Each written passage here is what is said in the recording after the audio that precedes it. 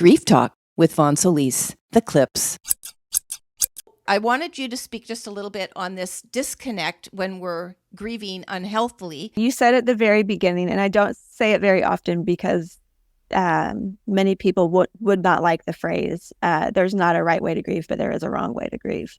And I'll tell you, the wrong way to grieve is by ignoring your grief, right? Yeah. That's simply put, when you ignore it, when we pretend like it's not real, when we pretend like it's not affecting our day-to-day life, eventually it'll come back to bite you in the butt.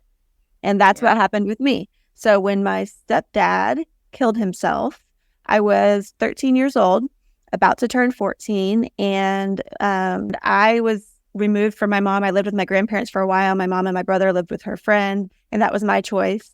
And I talked to her once about this recently, and she said, well, I can see why you think we didn't talk about it because you weren't in the same house with us, but I talked about it all the time. So that's different because her experience was very different than mine, and I had some judgment about that for years.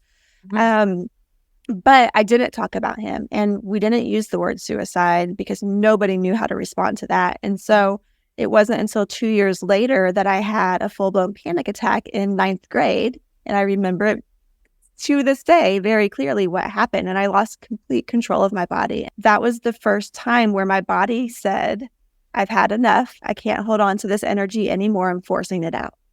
Our bodies hold on to energy for as long as possible, and eventually it comes out.